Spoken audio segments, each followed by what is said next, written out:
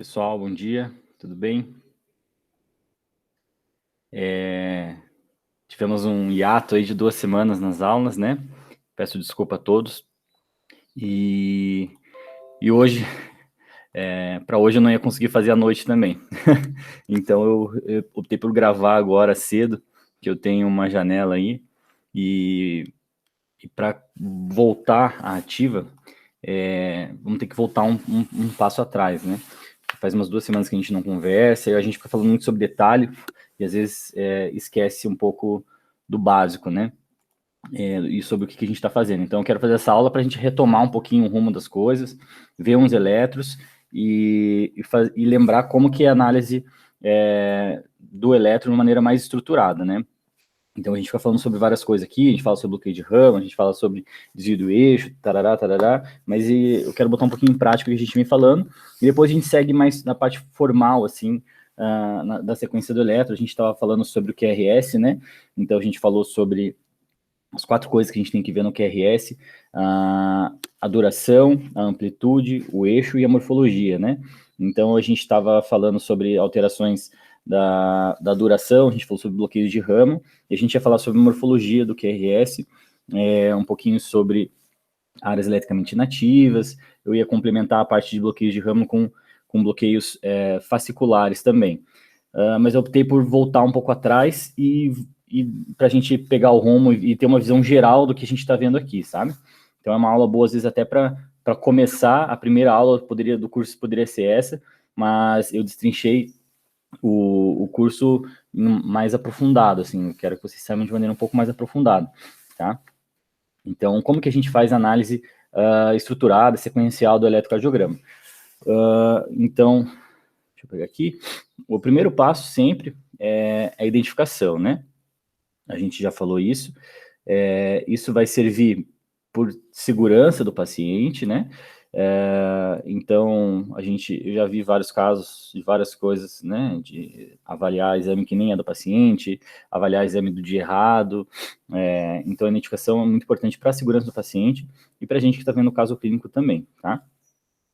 Não só isso, o ideal é que tenha altura, peso, idade, sexo, tudo isso pode fazer diferença na avaliação. Então, você está vendo o eletro de uma criança, faz diferença. Se você está vendo o eletro de uma mulher obesa de 1,30 m, 1,50 m, 1,30 m exagerei, mas também poderia ser. Ou de um cara super alto, magro, longilíneo, isso pode fazer um desvio do eixo, etc. Também pode ajudar na interpretação, tá? A padronização também é o segundo passo, a gente tem que sempre checar, tá? Eu vou falar um slide sobre cada item. Ritmo e frequência, onda P, intervalo PR, QRS, segmento ST, onda T, intervalo QT. Então, não, assim, 9 itens, não tem como, muita coisa para decorar. Não, é onda P, segmento PR, QRS, onda T. Então, são esses 2 passos de segurança, identificação e padronização do eletrocardiograma. Então, se ele está a 25 milímetros por segundo, está em N ou está em 2N, eu vou mostrar o slide ali. E depois a sequência do eletro, a gente vai ver o ritmo, se é um ritmo sinusal, a frequência cardíaca, e depois a gente vai fazer a análise da onda P, análise do intervalo PR, análise do QRS, do segmento ST, da onda T e do intervalo QT. Então você vai seguindo a sequência do eletro, eu não lembro qual passo que é. Você vai ver no eletrocardiograma, isso vai ter a sua própria cola, tá? Então, como eu falei, a identificação é mais para a segurança do paciente, sexo, biotipo pode ajudar na interpretação. E o segundo passo é a padronização, né? Então, na base do eletro lá, a gente tem que ver a velocidade, se está 25 milímetros por segundo, e a amplitude, né? O padrão aqui seria 10 milímetros por milivolt nos membros, e nas derivações do tórax também 10 milímetros por milivolt. Se tiver 5, vai ficar uma baixa amplitude nos QRS. Se ficar 20, por exemplo, vai ficar um QRS grandão, assim, você vai achar que tem sobrecarga. Se tiver um infrazinho, esse infra pode valorizar e você pode errar na interpretação, tá? Outra maneira é ver esses quadradinhos aqui, né? Às vezes tem no canto do quadradinho, tem esse que é para ter 10 quadradinhos pequenininhos aqui. Esse aqui é o padrão é o padrão N, tá? Então, ritmo e frequência. Lembrando que, para quem não viu, cada setor aqui, a gente começou, cada parte do eletro foi praticamente uma aula. Então, claro que eu não vou revisar tudo o que a gente falou, mas os pontos principais que vocês devem saber, tá? Então, na hora de procurar o ritmo, a gente vai procurar o comando. Se o paciente está sendo comandado pelo átrio, está sendo comandado pelo ventrículo, quem que está comandando esse coração? Então, o normal, o fisiológico, é que venha do nó sinusal. E quando vem lá do nó sinusal, a onda P, que desce lá do nó sinusal e tem um vetor resultante que aponta aqui para baixo, ele fica em torno de 60 graus, né? Aqui, se eu colocar no plano frontal, D1 vai estar aqui, e a VF vai estar aqui. O eixo resultante do nó sinusal, que sai lá do átrio direito, aponta aqui para baixo, vai ser em torno de 60 graus, tá? Ele pode ser um pouquinho mais próximo de 0 graus, um pouquinho mais próximo de 90, mas o normal vai ser em torno dessa direção. Se o eixo aponta nessa direção, vocês vão lembrar lá da aula, que ele está indo em direção a V1, a D1, desculpa. Ele está indo em direção a D1, né? Tá vendo esse vetor aqui? Ele está indo em direção a D1, ele mais está indo do que está fugindo, né? Então, essa onda P sinusal, que está indo em direção a D1, em D1 tem que ser uma onda positiva, está indo em direção. Mesma coisa que a VF, ela está vindo aqui para baixo, também está indo em direção a VF. Então, uma maneira de você olhar a onda P sinusal é olhar D1 e a VF tem que ser uma onda P positiva. Não basta ter essa onda P positiva em D1 e VF. Todo QRS tem que ser precedida pela essa onda P de mesma morfologia, tá? Aqui não ficou mesma morfologia, mas a onda P tem que ser positiva em D1, positiva em VF, todo QRS precedido por essa mesma onda P. Aí sim você pode falar que é um ritmo sinusal, tá bom? Então, existem outros ritmos que podem estar conduzindo de qualquer outra região do coração. Então, lá próximo às veias pulmonares, pode ter vários focos atriais e o paciente está em ritmo de fibrilação atrial, o paciente pode ter uma macro reentrada com flutter, o paciente pode ter um ritmo atrial ectópico vindo numa parte mais de baixo aqui do átrio direito, vamos supor, ele espolariza para cima e na parede inferior, D2, D3, AVF, vai gerar uma onda P negativa, porque o vetor aponta foge dessa parede, então uma onda P com eixo não sinusal, pode ter um marcapasso atrial mutável, então tem múltiplas E's com eixos diferentes, pode ser um ritmo juncional, então eventualmente você não vê onda P, tem um QRS, às vezes vem uma onda P retrógrada após o QRS, tá? Um ritmo ventricular, taquicardia ventricular, ritmo idioventricular acelerado. Então, esse é o momento que a gente vai procurar qual que é o ritmo, é um dos primeiros passos da análise do eletrocardiograma, tá bom? E depois a gente vai calcular a frequência cardíaca. Tem uma regra de 3, né? A gente pode, aqui vai dar mais exatamente, eu calculo quantos quadradinhos tem entre dois intervalos RR, né? Então, aqui é o QRS, a gente fala intervalo RR, entre dois QRS aqui, eu conto o número de quadradinhos aqui, vamos supor que dê 30, né? Aí eu divido 1.500 para o número de 30 aqui, que eu vou ter a frequência cardíaca, tá? É uma regra de 3 que vai dar a frequência cardíaca. Outra maneira, principalmente quando o ritmo é irregular, é você pegar a derivação longa, geralmente é D2 longo, lá embaixo, e contar o número de QRS aqui que vai ter, né? Vamos supor, tem 10 QRS. Esse tempo aqui da D2 longa no eletropadrão é 10 segundos. Então, se você multiplicar por 6, você vai ter 60 segundos, que é 1 minuto. Então, você conta lá, 10 multiplica por 6, 60 batimentos em 1 minuto, tá bom? Aqui a frequência cardíaca maior que 100 é taquicardia, frequência abaixo de 50 é bradicardia. Tem aquela regrinha mais prática, né, que você procura um QRS que cai aqui em cima da linha grossa do quadradão e vê onde vai cair o próximo QRS, né. Então, se cair aqui, a frequência cardíaca é de 300, se cair para cá, 150, 100, 75. Você pega o número 300 e divide pelo número de quadradões aqui, né. Então, aqui tem 1, 2, 3, 4 quadradões, 300 por 4 vai dar 75 de frequência cardíaca, é uma regra mais prática, às vezes o QRS cai aqui, mais ou menos 75, né? Aqui também a gente vai olhar, assim, arritmias, né? E a arritmia a gente pode definir como qualquer alteração na frequência, na formação ou na condução do impulso elétrico cardíaco. Nem sempre a arritmia é um fenômeno ruim, maligno, né? Então, quando se faz um esforço físico, sem uma taquicardia sinusal, isso não é nada de maligno. Durante o sono, a gente pode ter uma bradicardia sinusal, algumas pausas até, e a arritmia sinusal, na variação da respiração também, não é maligna, tá? Desculpa. Então, extrasístoles, ainda vamos ver aqui na análise do ritmo, né? Eu não falei muito dessa parte na aula principal, então estou dando uma atenção agora. Então, extrasístoles são batimentos que são precoces, seguidos geralmente de uma pausa compensatória, tá? Eles podem vir acima do nó AV, então eles podem ser supraventriculares, ou eles podem ser ventriculares. Supraventriculares, eles podem vir do átrio ou da junção do nó AV, pode ter com ou sem aberrância de condução, então nem sempre que o QRS é largo extracístole ventricular, tem que ver se não tem uma onda P precisando esse batimento, que ele pode ser uma extracístole supraventricular com aberrância e ter um QRS largo, tá? Podem ser conduzidas ou bloqueadas também. E nas ventriculares, elas podem, a depender da morfologia, ser monomórficas ou polimórficas, podem ser pareadas e bigeminadas. Então, aqui eu botei alguns exemplos, né? Onda Q, QRS, tem onda T e tem um notezinho aqui em cima da onda T, né? Então, aqui foi uma extracístole atrial bloqueada, veio uma onda P precoce sem uma condução do QRS na sequência. Ela veio muito precocemente, pegou o sistema de condução num período refratário que não estava capaz de conduzir. E teve essa pausa, esse ato aqui, tá? Aqui na sequência volta a ter o ritmo normal, P, QRS, T, e muito precoce aqui, mais uma onda P. Notem que tem uma morfologia também diferente dessa outra onda P. Então, ela também pegou num período precoce e acabou conduzindo com aberrância. Então, veio o QRS largo, né, que a gente fala. Aqui, nesse momento, pegou num período muito refratário, não chegou nem a conduzir. Aqui conduziu, mas conduziu com aberrância, né? O QRS era estreito aqui e aqui o QRS ficou largo, tá? Então, uma extracístole atrial conduzida com aberrância, tá? Na sequência, um P, QRS, um T, P, QRS, T, e mais uma onda P aqui, com uma morfologia diferente da onda P usual do paciente aqui, tá? Seguido de um complexo QRS que dessa vez foi estreito. Então, uma simples extracístole atrial mesmo, tá bom? O paciente está fazendo bastante extracístole supraventricular. Ora não conduz, ora conduz com aberrância, ora conduz normalmente, tá? Aqui, então,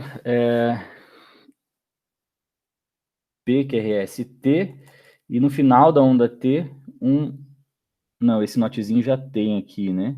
Essa outra onda P já tem aqui. Um QRS largo. Mas aqui tem uma onda P que cai retrogradamente, né? Então você vê que tem um QRS largo e uma onda P que foi muito difícil, né? Às vezes pode conduzir até com uma extracístole ventricular. E após a extracístole, então foi uma extracístole juncional com aberrância de condução e principalmente pela onda P positiva aqui após, né? Um batimento precoce com uma pausa compensatória após, tá? Então, aqui temos extracístoles ventriculares, né? Aqui é o final da onda T da outra onda, né? Essa onda aqui é a mesma que essa daqui, né? É uma onda T. Não tem onda P aqui, vem direto do ventrículo, com morfologias, né? QRS largo, aqui morfologias diferentes, então a gente fala polimórficas, né? Aqui são extracístoles ventriculares também, né? Agora monomórficas, só que elas são, a gente fala, bigeminadas, né? Então, tem um batimento aqui o D2 longo, tá? Batimento extrasistólico, batimento normal, batimento extrasistólico, batimento normal. Então, isso aqui está bigeminando, tá? Aqui são duas extrasístoles pareadas, e aqui até um episódio de taquicardia. 3 batimentos, a gente já, aqui com uma frequência 300, 150, a gente já considera até uma taquicardia ou triplet, tá? Só para lembrar que esse é o momento que a gente vai avaliar isso daí. Tem mais coisas sobre isso, né? O objetivo não é cobrir tudo, é só para dar alguns exemplos mais práticos aí, tá? Então, na sequência, lembra, a gente vai ver a onda P. A onda P, ela tem que ser positiva em D1, positiva em AVF. Então, ela está vindo lá do nó sinusal, descendo em direção ao nó AV. Então, ele vai ter esse eixo no plano frontal, geralmente próximo a 60 graus. 60 graus é a derivação D2, que é onde a gente vê de maneira mais elegante a onda P, as alterações da onda P, tá? Então, ela tem uma amplitude, uma altura de até 2,5. Se ela tiver mais do que isso, ela sugere sobrecarga atrial direita. E pode até ter 2,5 quadradinhos de distância aqui, né? 2,5 de distância, tá? Então, vai ter... desculpa, falei bobagem. De altura. 3 quadradinhos, menor que 3 quadradinhos. A morfologia vai ser arredondada aqui em D2, e em V1 ela vai ser bifásica, tá? Então, ela tem uma fase positiva, que representa o ato direito, e depois uma fase negativa, que representa o ato esquerdo, tá? Então, as alterações de aumento de amplitude e duração da onda P vão significar sobrecargas atriais. Então, é nesse momento que a gente vai procurar mais ativamente por sobrecargas atriais, né? Então, lembra lá, a onda P normal em D2, ela é bonitinha aqui, e em V1 ela tem esse padrão plus-minus, né? Quando tem sobrecarga atrial esquerda, a onda P ela vai ter mais do que 3 quadradinhos de duração, ela vai ter essa dupla corcova, e eventualmente a Corcova vai ter mais do que um quadradinho de distância, ou 40 milissegundos, ou 1 milímetro, tá? Então isso aqui vai significar sobrecarga lateral esquerda, SAE. Outro índice de sobrecarga lateral esquerda é o índice de Morris, quando a fase negativa da onda P fica maior do que um quadradinho de profundidade do que um quadradinho de duração, um quadradinho quadrado, digamos assim, tá?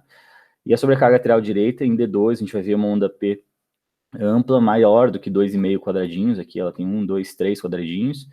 Em V1 também, maior que 1,5, também pode sugerir sobrecarga lateral direita, tá? Então, sobrecarga lateral direita, ondas P's altas, sobrecarga lateral esquerda, ondas P's largas, digamos assim, e em V1, índice de Morris. Na sequência, a gente vai avaliar o intervalo PR, que o normal é de 3 a 5 quadradinhos, tá? Então, de 120 a 200 milissegundos, que significa a pausa fisiológica no não AV, né? Então, existe uma pausa fisiológica para dar tempo de encher os ventrículos de sangue e depois contrair o sangue que foi do átrio para o ventrículo, tá? Então, a gente vai ver se o PR é curto, será que é um ritmo juncional? Será que ele tem uma pré-excitação? Maior do que 5 milímetros de maneira fixa é um BV de primeiro grau, e se for variável, é um BV de segundo grau, é uma obstrução atrioventricular, um BV de terceiro grau, o que está acontecendo, né? Nesse momento, na análise elétrica, a gente vai observar isso, tá? Então, assim, um erro que as pessoas cometem muito é ver, por exemplo, um paciente com um infarto, né? Então, o paciente pega lá, o paciente está infartado, suprado, meu Deus, um supra, o que tem nesse eletro? Tem um supra. E o pessoal esquece de olhar o intervalo PR e ver que o paciente também tem um BAVT. Então, acaba passando batido. Essa sequência de análise, para você não deixar passar nada desse tipo de coisa, né? Ou então o paciente está lá com um QT longo e o pessoal esquece de ver o intervalo QT. Então, dessa maneira, você estrutura de maneira objetiva. Depois a gente vai ver o QRS, tá? Que vai ser somatória das ondas relativas à despolarização ventricular. Então, vai depender da qual derivação você está olhando, ele vai ter uma morfologia ou outra, vai ser um ponto de vista que você está vendo aquele mesmo fenômeno, né?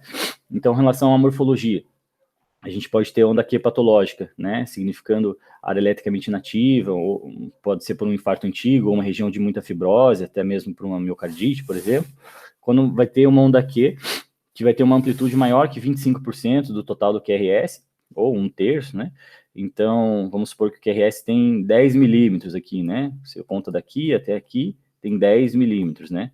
E essa onda Q, a primeira onda negativa, tem 4 milímetros. Então, ela tem mais do que 25% do total do QRS. E se ela tiver 40 milissegundos ou um quadradinho de distância aqui, né? Ela pode significar uma onda Q patológica. Isso que pode variar um pouquinho dependendo da referência, né? Então ficou E ou, né? Eu costumo usar as duas para melhorar a sensibilidade, né? Mas do método, então pode haver alguma falha aqui na avaliação. Tá bom? Então, em relação à morfologia é isso. Bem resumido, a gente vai falar uma aula específica sobre isso, um pouquinho mais sobre bloqueios fasciculares também, mas lembrar de procurar ativamente ondas Qs patológicas na hora de analisar o QRS. A gente vai procurar o eixo do QRS também, e o eixo do QRS vai ser aquele vetor que vai representar a orientação média de todos os vetores envolvidos na ativação ventricular. Então, algum desvio do eixo pode significar alteração patológica. Aí, só um pouquinho, pessoal.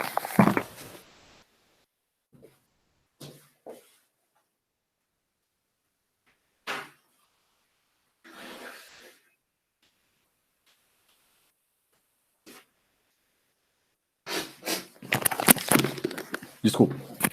Então, tem uma aula sobre eixo também. Não vou cobrir tudo aqui, mas lembrar nesse momento de ver o eixo, né? Então, de maneira bem objetiva, se o QRS for positivo em D1 e for positivo em D2, o eixo vai estar normal, né? Então, é uma maneira bem objetiva. Então, normal é de menos 30 a mais 90. Se tiver para lá de menos 30, um desvio do eixo para a esquerda, desvio do eixo para a direita, um desvio extremo do eixo, tá? Então, eu avalio a polaridade do QRS. Eu olho lá na derivação D1, e eu vejo que tem um QRS que ele é predominantemente positivo. Vamos supor que ele seja essa morfologia. Então, ele tem 5 milímetros de onda positiva e 2 de onda negativa. Mas ele é predominantemente positivo. Então, ele é positivo em D1.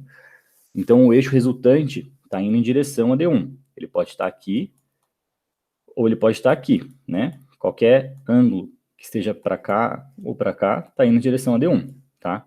não pode estar aqui, se ele for positivo em D1. Então, uma QRS negativo em D1, sei lá, aqui ficou meio ruim. QRS negativo em D1, ele significa um desvio pelo menos para a direita, um desvio extremo do eixo, né? E daí eu olho depois D2, D2 está aqui. Se ele for positivo em D2, ele vai estar, positivo D1, positivo em D2, ele vai estar entre menos 30 e mais 90 aqui, tá? Então, a maneira bem objetiva de ver se o eixo está normal ou não, existe uma maneira de procurar a derivação mais isoelétrica, né? Isso eu falei na aula específica, então aquela que tem a fase positiva, a fase negativa mais semelhante, e ela vai ser ortogonal a essa derivação. Então, vamos supor que ele seja isoelétrico em D3 aqui, né? Você olha a derivação D3, o QRS é positivo e negativo, e as duas fases são bem parecidas em tamanho, tá? Então, significa que ele está uma hora indo e uma hora fugindo. Então, ele está ortogonal. Ele vai estar mais 30 aqui, ou a menos 150, né? Daí eu vou olhar outra derivação para eu saber se ele está mais 30 ou menos 150. Vai ser D1 aqui, por exemplo. Daí ele está positivo em D1, isoelétrico em D3. Então, positivo em D1, isoelétrico em D3. Então, ele está exatamente a mais 30 graus, né? Porque está isoelétrico em D3, ou vai ser mais 30 ou menos 50, e ele é positivo em D1. Não tem como estar a menos 50, 150, e ser positivo em D1, né? Ele estaria fugindo de D1, tá bom? Então, a gente vai olhar o eixo, a gente vai ver a duração do QRS, tem que ser menor que 3 quadradinhos. Então, se o ritmo for supraventricular e tiver mais do que 3 quadradinhos, a gente vai considerar pensar em bloqueio de ramo, né? Então, um ritmo sinusal com QRS largo, algum tipo de bloqueio de ramo.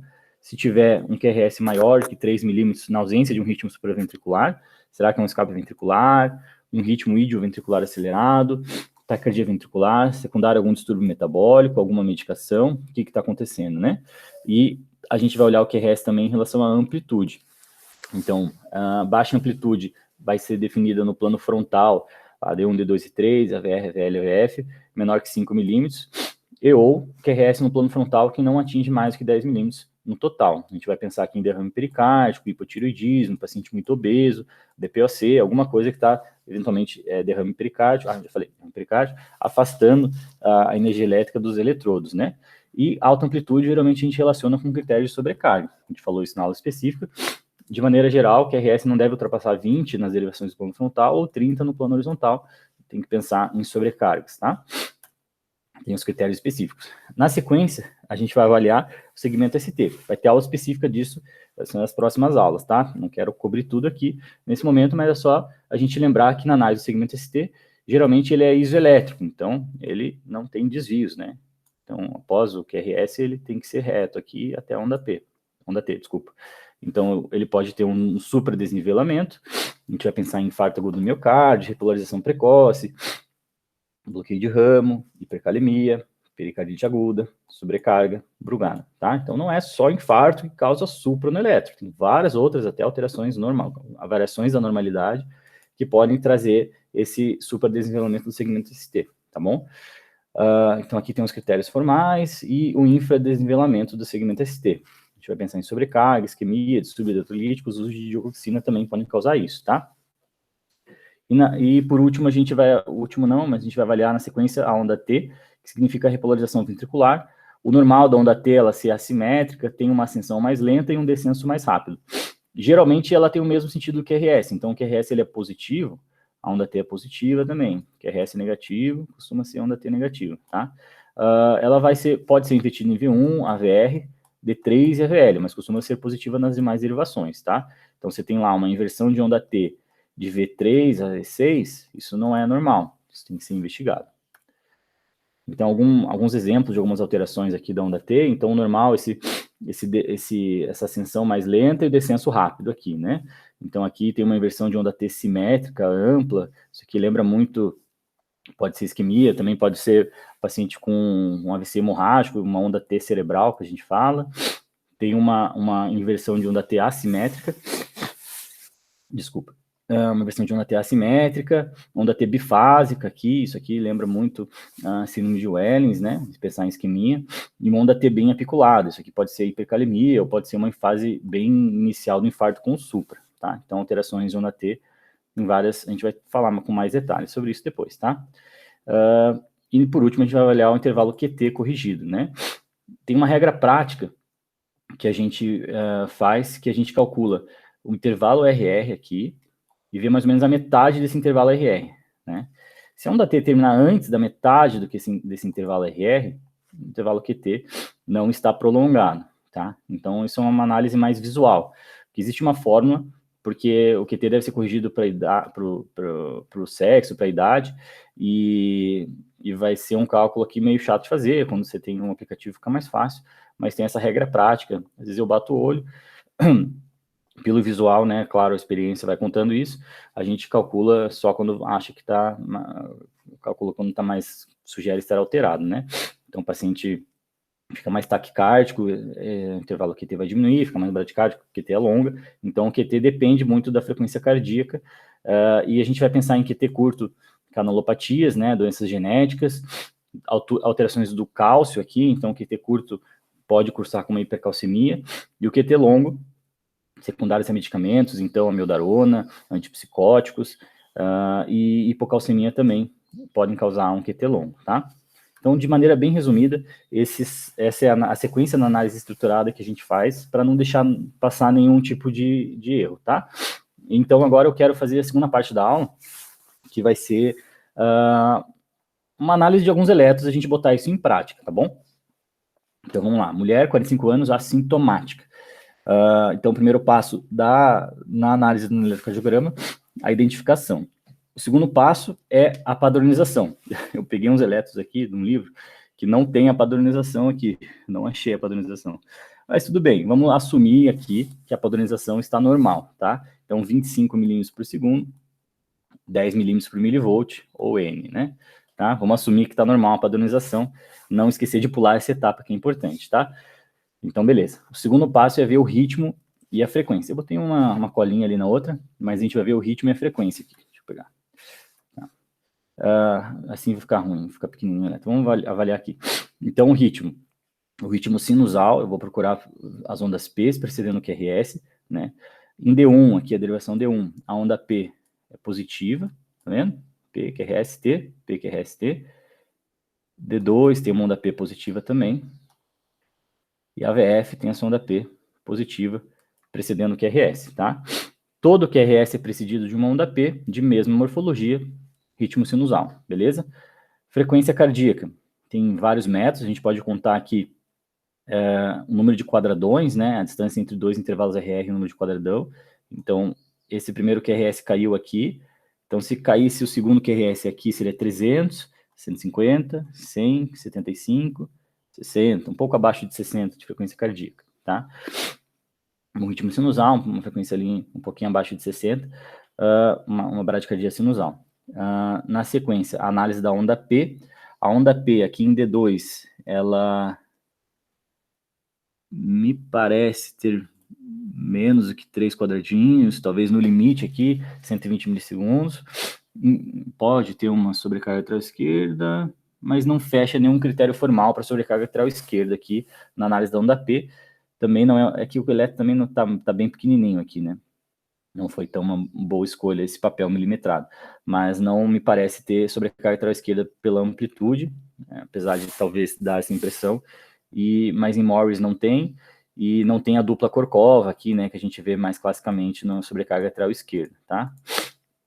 Então, nenhuma alteração. Em relação à amplitude da onda P, não tem mais do que 2,5 quadradinhos de altura, não tem sobrecarga atrial direita também, tá?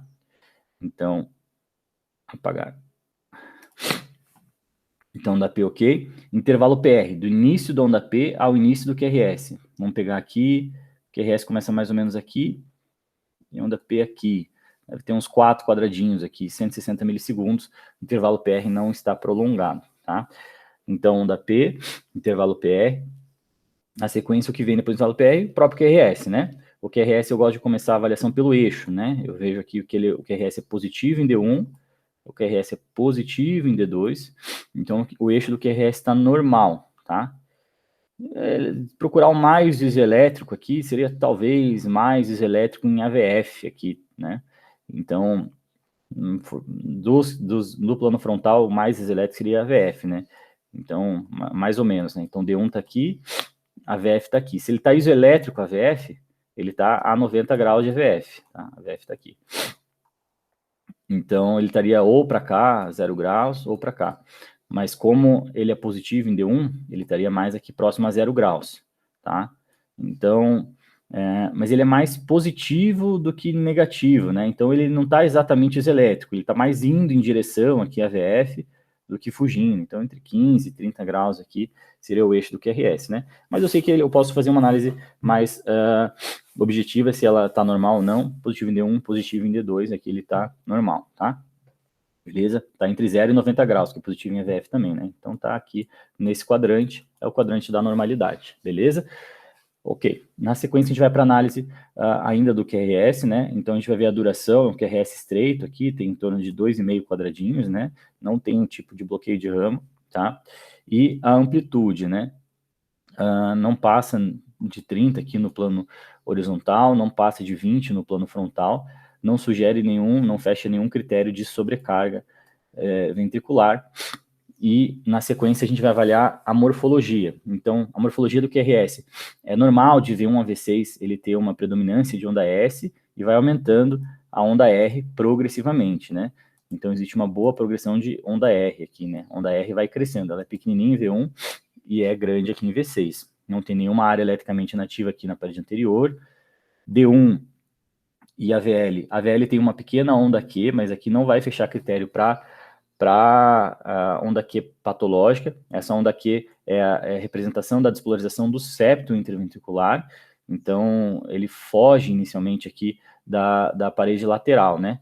Lembra lá da aula de despolarização? Então, no septo interventricular, aqui é o VE, aqui é o VD, aqui é o septo, existem vetores aqui que apontam do endocárdio para o epicárdio, da esquerda para a direita, e do endocárdio do ventrículo direito. Mas o vetor resultante da despolarização do septo aponta nessa direção, tá?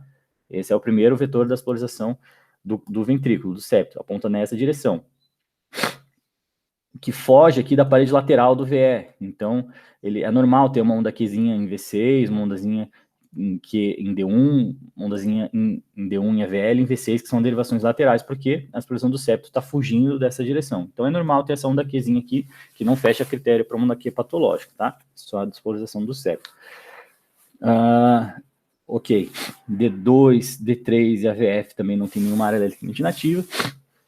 Não tem nenhum desvio do eixo que represente aqui um bloqueio fascicular, tá? Então, em relação ao QRS, eixo está normal, amplitude está normal, duração está normal, e morfologia também, tudo normal, beleza? Na sequência, a gente vai avaliar, depois do QRS, o segmento ST, tá? Não vejo aqui nenhum tipo de desvio do segmento ST em relação à linha de base, que a gente possa considerar patológico, parede anterior, D1, AVL. Eu gosto sempre de avaliar em paredes, né? Correlacionar em paredes. D2, aqui a linha de base andou um pouquinho, né? Então, ficou uma linha de base meio torta para cá, depois caiu um pouco para cá. D2, D3, AVF não tem nenhuma alteração importante. Só a linha de base aqui um pouquinho torta, tem que tomar cuidado para não errar na interpretação aqui. Mesmo que tivesse alguma alteração, aqui um pequeno supra, aqui, vamos supor, é uma derivação isolada, só em D2. Em D3 não tem, em AVF não tem, que são as derivações contíguas, então não fecharia critério, mesmo se tivesse suprado aqui, vamos supor, né? Eu vejo que ele está meio suprado aqui, né? Aqui e aqui está meio infrado, né? O segmento ST. Aqui a linha de base fez assim, então tem que tomar cuidado, tá?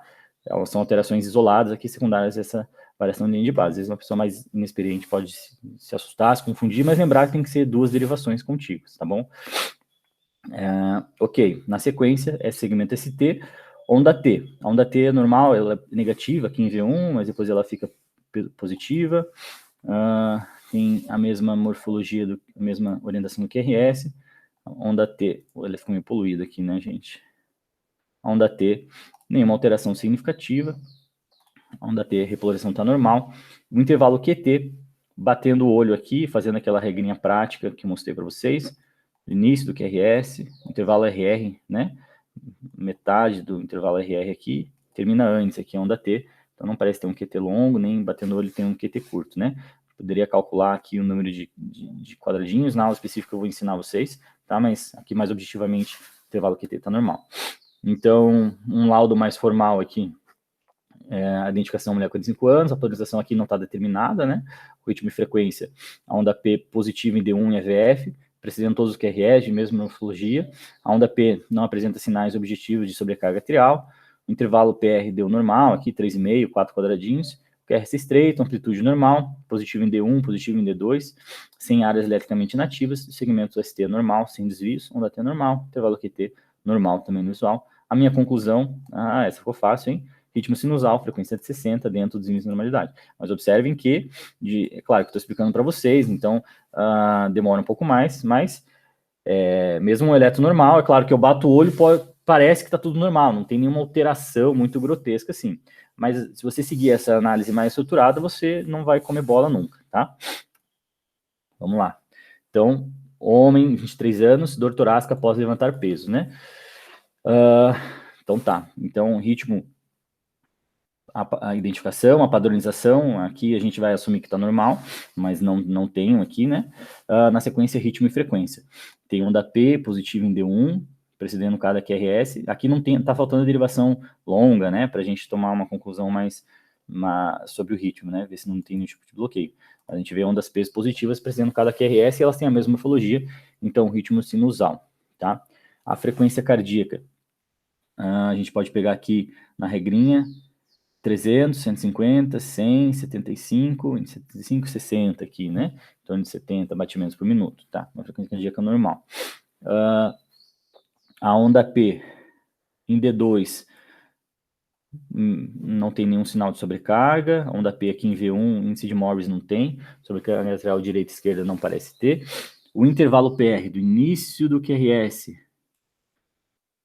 ao início da onda P tem entre 3 e 5 quadradinhos. O intervalo PR está normal também. Vamos para a análise do QRS. O QRS ele é positivo em D1, positivo em D2, tá? Mais elétrico aqui em D3, talvez, né? Um pouquinho fugindo de D3, mas tudo bem. O eixo do QRS está normal. Deixa eu apagando aqui, senão ficar muito sujo. Então, QRS, eixo, duração. O QRS é estreito. Amplitude. Amplitude chama um pouco a atenção aqui, né? 5, 10, 15, 20, 21, 22, 23. 23, 28, não vai fechar critério formal, ok. Não vejo aqui, onda R de AVL, estou procurando o critério de sobrecarga ventricular esquerda, né? Onda S de V3, tá, não fecha. Fiquem com a impressão aqui de ser uns R um pouco amplos aqui, né? 5, 10, 15, 20, 25, talvez 30, né? Mas nada tão oficial assim, tá? Ok. Progressão de onda R na parede anterior, boa progressão de onda R na parede anterior. Ondas Q patológicas, D1, AVL, uma onda Q septal, normal. D2, D3, AVF, normal, tá? Ok.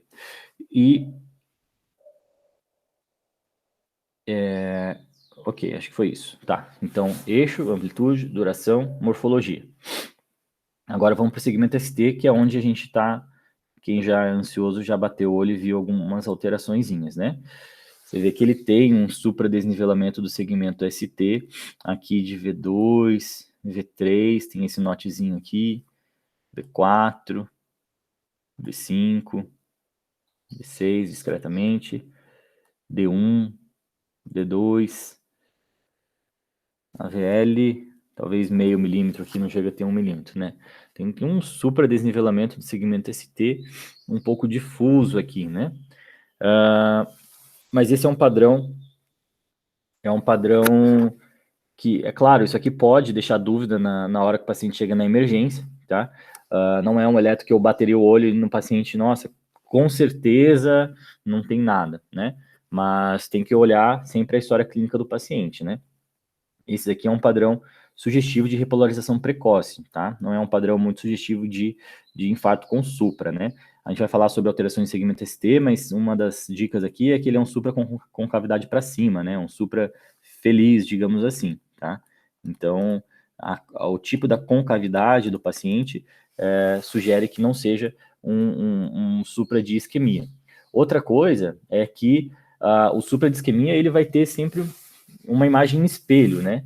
Então, você tem um supra anterior, geralmente você vai ter um infra inferior aqui, você vai ter um supra inferior, você pode ter um infra lateral. Então, ele não tem imagem em espelho, né? Ele está suprado tudo, né? Então, não sugere também que seja secundária a uma coronopatia. Poderia ser, não é totalmente...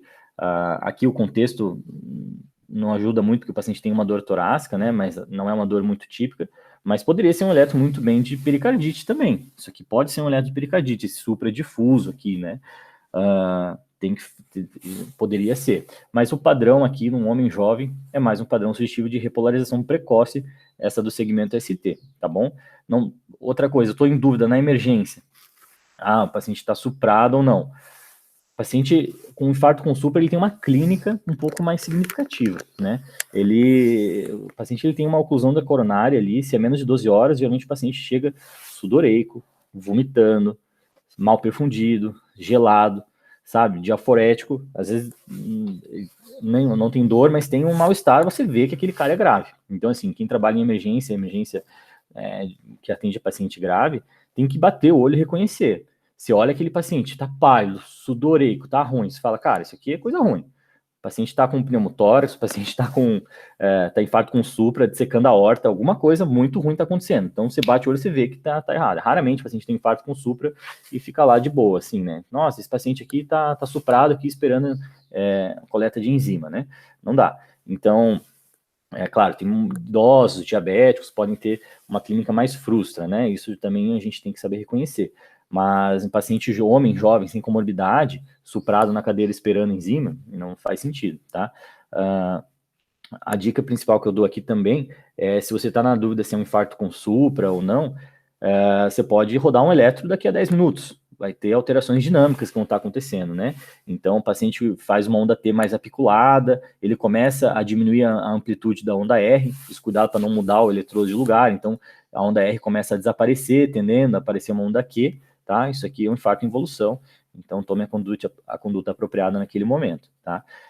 Mas esse aqui, num homem jovem, 23 anos, esse supradifuso que não respeita o território, isso sugere um padrão de repolarização precoce, né? Claro que a experiência aqui vai ajudar, mas lembrando só, a gente vai falar sobre a aula específica, mas nem todo supra de desnivelamento do segmento ST é secundário a um infarto com supra, né? Então, isso aqui é uma variação da normalidade que eu queria mostrar para vocês em relação ao ponto J. Isso aqui tem discussões bem interessantes na parte da arritmia, não vou entrar no mérito aqui, né? Tem gente que acha que isso aqui pode ter um risco maior de morte súbita, enfim, mas a princípio isso aqui é uma variação benigna da normalidade, tá? Na dúvida, manda para o seu cardiologista, paciente ambulatorial, mas uma variação da normalidade. Na sequência, o segmento ST, onda T, batendo o olho, não vejo nada de anormal, e o intervalo QT também parece estar normal, tá? Então, a conclusão, um ritmo sinusal, uma frequência cardíaca em torno de 66, sem sobrecargas pela análise da onda P, o intervalo PR entre 3 e 5 quadradinhos está normal, o QRS é estreito, positivo em D1 e em D2, sem critério formal de sobrecarga, e o segmento ST tem esse supra desnivelamento difuso de V2 a V6, D1 a VL, D2, sem imagem em espelho, onda T, intervalo QT normal. Então, a conclusão minha aqui é um ritmo sinusal, uma frequência cardíaca de 66, um padrão de repolarização precoce, que é uma variante da normalidade, tá? Outra dica, na dúvida, né? O paciente aqui tem dor torácica. Então, você vai atrás do exame físico do paciente. O paciente tem um atrito pericárdico, o paciente tem também outro achado importante, o paciente tem infradesnivelamento do segmento PR, final da onda P do início do QRS. Se o paciente tiver esse infradesnivelamento do segmento PR, isso pode sugerir pericardite. Aqui eu não vejo esse achado, tá? Então, uma variação da normalidade. Aqui eu botei um slide aqui com outros padrões de repolarização precoce, aqui em V2, né? Você vê que tem esse supra desnivelamento do segmento ST, mas isso é um padrão da normalidade, um supra feliz aqui, também repolarização precoce. Como eu falei, não vejo isso daqui e encare como normal, depende muito do contexto, né? Se eu estou na emergência tendo um paciente que tem isso aqui, eu fico preocupado inicialmente, né? Não pode achar que tudo é variação da normalidade, né? Mas se não tem alteração dinâmica, não tem um quadro clínico sugestivo, também você pode lembrar dessa possibilidade, tá bom? Então, homem de 76 anos com dispneia, tá? Então, identificação, ok. Não botei grandes detalhes na identificação. A padronização a gente vai consertar normal. Ritmo.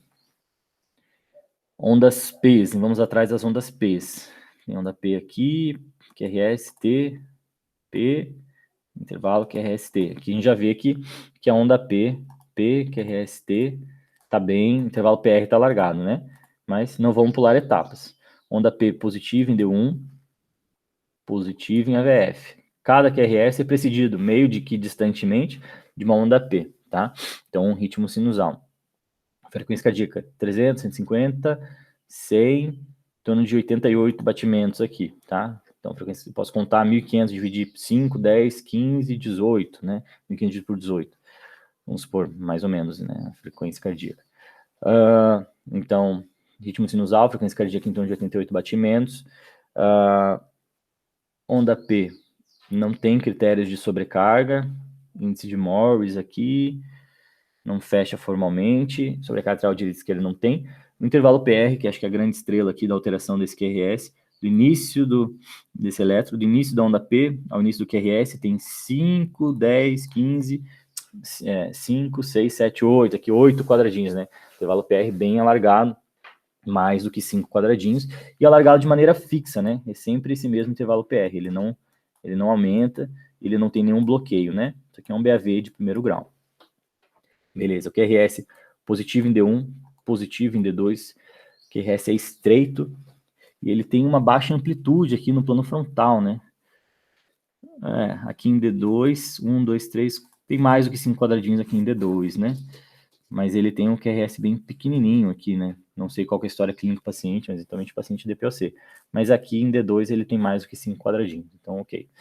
Em V1, a V6, nenhuma alteração significativa, boa progressão de onda R na parede anterior, não vejo área eletricamente inativas, V1, D1, AVL, D2, D3, AVF, normal.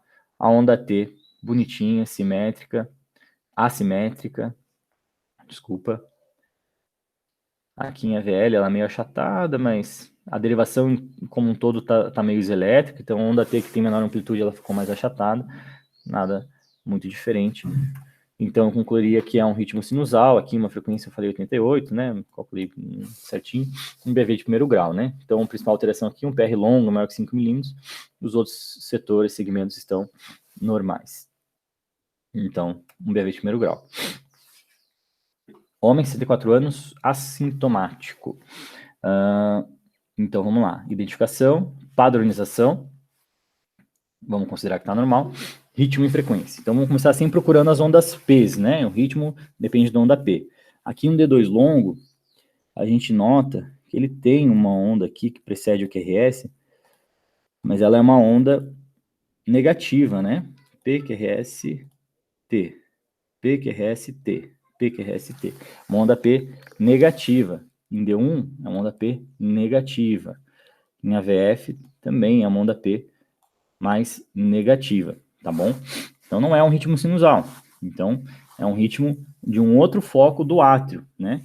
O intervalo PR aqui, do início do QRS, tem em torno de 4 quadradinhos aqui, né? Então, do início do QRS o início da onda P ao início do QRS tem 4 quadradinhos, então não é um ritmo juncional também. Eventualmente, quando sai do próprio nó AV, ele acaba despolarizando e tem uma onda P negativa com intervalo PR curto. Então aqui o diferencial seria entre o ritmo ectópico atrial e um ritmo juncional. Como eu sei que é um ritmo ectópico atrial, porque o intervalo PR está maior do que 120 milissegundos, aqui 160 mais ou menos, tá? Então um ritmo ectópico atrial, ondas P's. Deixa eu voltar aqui. Então, aqui em D1, a onda P estava negativa em D1, né? Então, ela estava fugindo de D1. Então, ela estava ou nesse quadrante ou nesse quadrante, tá? Em AVF também, ela estava fugindo. Então, algum foco aqui do átrio que está despolarizando para cima, está fugindo de AVF, está fugindo em D1, né? Então, ela fica negativa em D1, fica negativa em AVF, beleza? Então, o ritmo ectópico atrial, não é um ritmo sinusal. Intervalo PR normal, sobrecargas aqui, a onda P não é uma onda P sinusal, então não vou valorizar os achados. mas não nada que me chama atenção também. O QRS, ele é estreito, ele é positivo em D1, ele é positivo em D2. A amplitude do QRS está normal, não fecha nenhum critério de alteração. Existe uma boa progressão de onda R na parede anterior. Áreas eletricamente inativas D1, AVL, D2, D3. Opa, tem uma ondinha Q em D3 aqui, mas ela é isolada, tá? Então, D3, ele pode ter essa onda aqui, porque D3 está aqui, né? Então, eventualmente, ele está despolarizando mais para lá, assim, ele acaba fugindo de D3, né? Beleza? Opa. Então, fugindo um pouquinho de D3, isolado, não fecha critério para onda Q patológica aqui, tá? AVF, ok. Então, segmento ST, não vejo nenhum supra ou infra patológico. E a onda T também está normal. D1, AVL, D2, D3 está meio achatada, mas o QRS inteiro está meio isoelétrico aqui também de novo, né? Então a onda T ficou meio achatada aqui, porque ela segue a polaridade do QRS, o QRS está meio isoelétrico, a onda T está meio isoelétrica, ela ficou com uma linha reta aqui. A VF está normal. Então, a minha conclusão seria um ritmo ectópico atrial, a frequência cardíaca de 82, sem outros achados de anormalidade. Aqui, pelo intervalo PR normal, sugere o ritmo atrial e não o ritmo juncional, beleza? Próximo eletro, vamos lá. 43 anos, mulher, tontura ao caminhar, iniciou recentemente tratamento para hipertensão. Gosto das histórias mal contadas, assim, do jeito que a gente vê na vida real. Ah, comecei a tratar. Então, ritmo, identificação, padronização, ritmo e frequência cardíaca. Cadê as ondas P's, meu povo? QRST, QRST, QRST, QRST. Então, não vejo ondas P's. E o QRS, ele é estreito, né? Então, ele está vindo ou do feixe de His alto ou do nó atrioventricular. Se vocês notarem aqui, tem um notezinho aqui, que a gente fala, que é um calombinho aqui no QRS, que é a própria onda P, né? Então, ele está lá despolarizando do nó AV. Então, aqui é o nó sinusal, nó AV, despolariza ramo esquerdo, ramo direito, né? Então, ele despolariza, está vindo do próprio nó AV, então o QRS é estreito, porque ele está seguindo o feixe de His, e acaba despolarizando para cima, após a despolarização do QRS, e faz esse notezinho, essa onda P retrógrada caindo aqui em cima, né?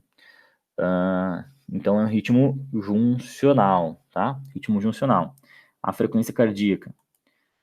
Então, 300, 150, 350, 100, 75, 60, 50. Tá bem bradicárdico, um pouquinho menos de 50 batimentos por minuto, né? 5, 10, 15, 20. 5, 10, 15, 20, 25, 30, né? Tá bem bradicárdico. Em torno de 50 batimentos, um pouquinho abaixo, talvez uns 48 batimentos por minuto, tá? Um ritmo juncional, uma bradicardia secundária provavelmente a esse tratamento, não sei se ela está usando um beta-bloqueador, alguma droga cronotrópica negativa, pode ser a principal hipótese aqui para o caso, né? E essa bradicardia inapropriada pode justificar os sintomas dela, tá? Mas vamos lá, continuar, só começando o eletro. Ritmo, então ritmo juncional, QRS estreito, ausência de onda P, talvez uma onda P que cai em cima do QRS aqui, né? Não dá para ter uma certeza absoluta, mas a impressão que eu tenho é essa. Intervalo PR que não tem, a análise da onda P não tem. O QRS ele é estreito, ele é positivo em D1, positivo em D2. Ele é mais isoelétrico aqui em AVF, talvez, né? Então em torno de 0 graus. Boa progressão de onda R na parede anterior. Critérios de sobrecarga ela não possui. A duração no QRS é estreita. A morfologia não tem áreas eletricamente inativas. Tem uma onda RS, R' aqui, talvez, em D3. Mas não tem AVF também. Não tem uma área eletricamente inativa, formalmente falando. A onda T, nenhuma alteração significativa. Intervalo QT no visual também está normal. Então, a conclusão, aqui um ritmo juncional, uma frequência cardíaca em torno de 50. O ritmo juncional, quando assume, né, geralmente ele tem uma frequência de batimento em torno de 40 e 60. Se tiver um ritmo juncional com uma frequência maior do que 60, entre 60 e 100 a gente chama que é um ritmo juncional acelerado, uma frequência maior que 100 a gente fala que é uma taquicardia juncional, tá? As ondas P podem estar escondidas após o QRS, se vierem antes, o intervalo PR vai ser um intervalo PR curto, menor que 120 milissegundos. Então, essa paciente estava usando um bloqueador de canal de cálcio e após a suspensão, retornou ao ritmo sinusal. Próximo eletro. Homem, 43 anos, assintomático. Identificação, padronização, vamos considerar que está ok. Ritmo e frequência. Ritmo, onda P, positivo em D1, precedendo cada QRS, AVF, P, P, P. A AVF está bem elétrico aqui, né?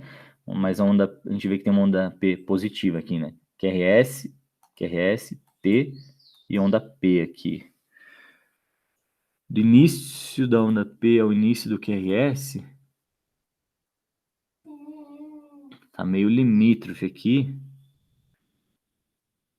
mas não me parece maior que 5 quadradinhos, tá? Então, já tô pulando etapa, né?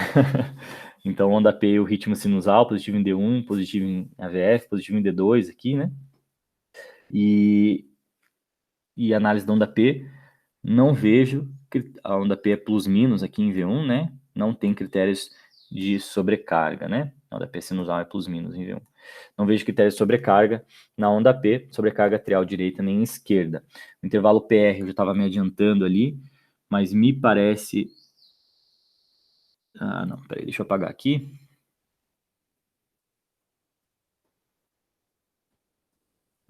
Intervalo PR me parece que tem mais do que 5 quadradinhos, tá? Bem limítrofe aqui, tem em torno de uns 200 milissegundos, tá? Então, para um homem de 43 anos, já tem outras alterações, né? Me parece que tem um BAV de primeiro grau, sim, tá? E o PR, o Q e QRS? Predominantemente positivo aqui em D1, né? Positivo em D1, predominantemente positivo em D2, a fase positiva parece que está maior em D1 do que em D2. O eixo do QRS parece estar normal, meio elétrico em AVL aqui. O QRS não me parece ser estreito. Eu botei uns elétricos que me ajudou bastante na aula, né? Que beleza.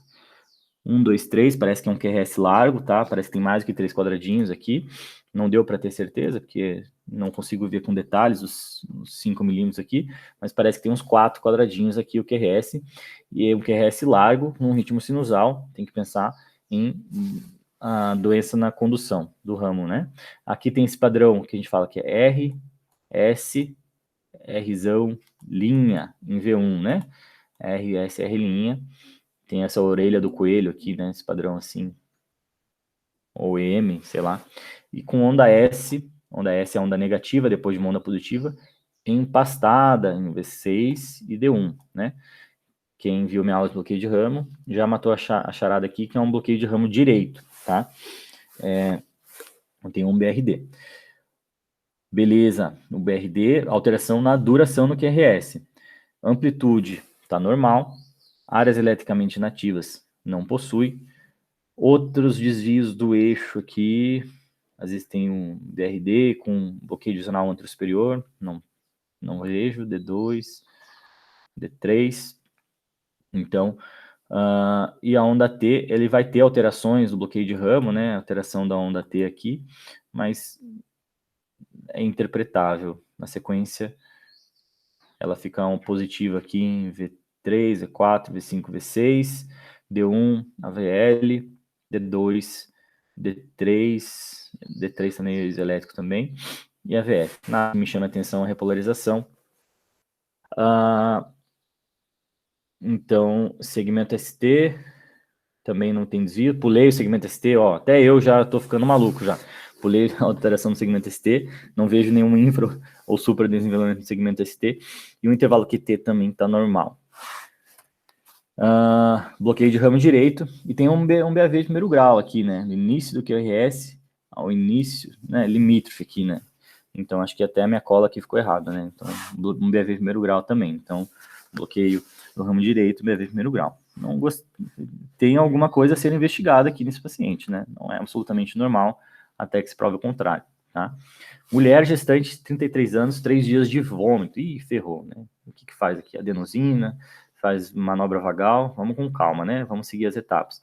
Então, identificação, padronização, consideramos que está normal, ritmo e frequência. Ritmo e frequência. Tem uma taquicardia, né? QRS estreito.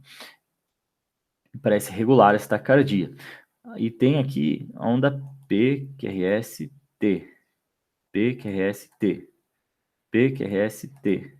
P, QRS-T. P, QRS-T. P, QRS-T. P, QRS-T. Então tem uma onda P precisando cada QRS e uma onda P, que ela é positiva em D1, positiva em AVF, tá? Então isso aqui é um ritmo sinusal, tá bom? Um ritmo sinusal. Tem uma frequência cardíaca aqui em torno de, vamos pegar aqui um QRS que cai mais ou menos em cima aqui, né? Então, o QRS caiu aqui em cima dessa linha grossa aqui. Se o outro QRS, que esse aqui era 300, caiu aqui em torno de 150 batimentos, né? Então, frequência cardíaca em torno de 150, mais uma taquicardia sinusal, tá?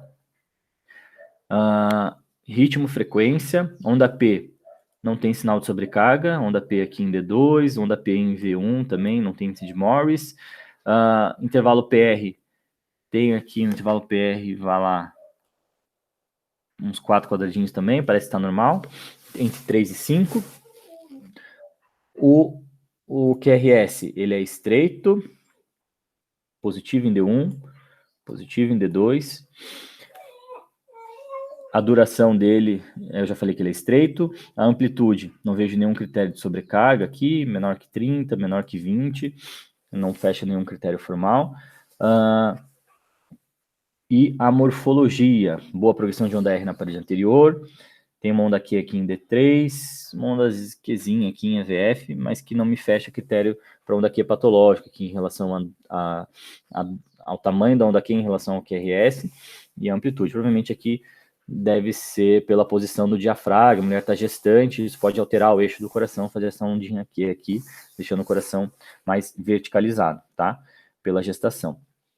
Então, minha conclusão seria uma taquicardia sinusal, uma frequência em torno de 150 batimentos, tá bom? Beleza? Então, pegou um eletro esquisito? Não se assuste, siga a sequência, não esqueça, aí você não vai comer bola, tá? Acho que esse aqui é o último eletro, tá?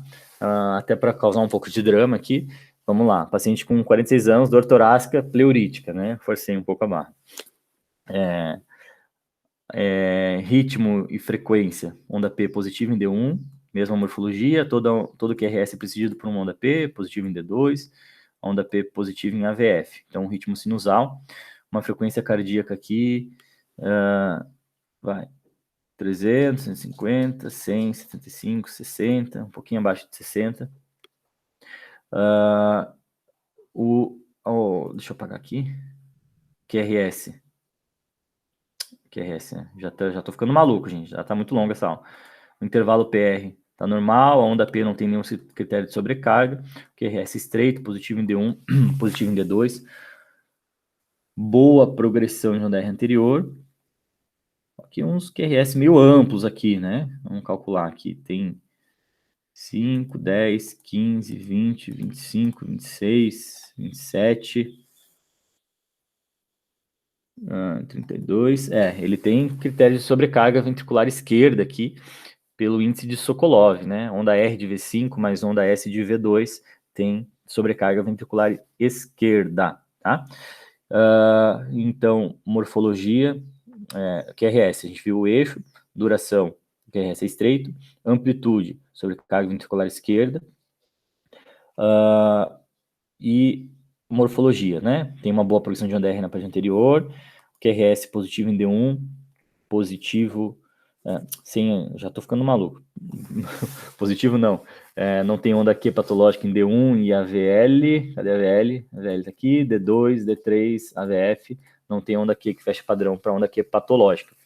E o segmento ST, né? Ele tem um supra aqui, desnivelamento do segmento ST. Deixa eu apagar aqui. Tem esse aqui, tem esse aqui, tem esse aqui, tem esse aqui. Bem, um suprinha difuso aqui também, né? Bem parecido com aquele outro eletro lá, né? Eu já meio que cantei a bola, né? Mas eu acho que esse eletro aqui, ele tem algumas outras alterações. Paciente, primeiro, o paciente tem uma dor torácica pleurítica, tá? Então, esse supra aqui pode ser de repoblação precoce? Até pode, mas olhe para o paciente. Então, a clínica é sempre soberana. O paciente tem dor torácica pleurítica e tem esse supra aqui, que é difuso, não respeita, não tem imagem em espelho, tem que pensar em pericardite, tá? Mas ok, vamos continuar na análise do eletro, depois a gente faz comentários. Então, tem esse supradesenveloamento difuso do segmento ST. A onda T não me chama, aqui tem uma onda T meio alta, mas o QRS é amplo também, não tem nenhum sinal de isquemia, assim, uma onda T assimétrica, uma fase ascendente lenta, depois um descenso rápido, de mesma polaridade do QRS, meio achatado aqui em D3, mas isoladamente, nada que chame atenção. No intervalo QT, no visual parece que está normal. Gostaria de calcular aqui para ver se não está curto também, mas parece que está normal. Ok, então a conclusão. Uma bradicardia sinusal, uma frequência em torno de 50, tem uma sobrecarga ventricular esquerda pelo critério Sokolov, e um supradifuso do segmento ST, associado à infra do intervalo PR, sugerindo hipercardite aguda. O intervalo PR está infrado também. Eu ia comentar depois, mas o intervalo PR aqui, que é do final da onda P, então aqui tem a linha de base e aqui tem esse infra, né? É bem discreta essa alteração, tá? Mas é de ser valorizada, tá? Aqui, ó, a linha de base está aqui, o intervalo PR está um pouquinho mais abaixo aqui, né? Não sei se estou induzindo vocês, né? Veja que o intervalo PR tem um discreto infra, né? Nesse contexto de dor torácica pleurítica, é de considerar pericardite, né? Então, você vai escutar o paciente procurando um atrito pericárdico, aquele som de caminhar na neve, que fica um crunch-crunch. Mas, nesse caso aqui, pode sugerir pericardite. Mas é muito parecido com aquele eletro que eu mostrei lá atrás de repolarização precoce, tá? Só queria trazer isso aqui para causar um drama na aula, beleza? Acho que é isso, galera. Então, já estou ficando maluco aqui de falar eletro. Tenho que trabalhar ainda. Peço desculpa novamente por não conseguir fazer a aula ao vivo.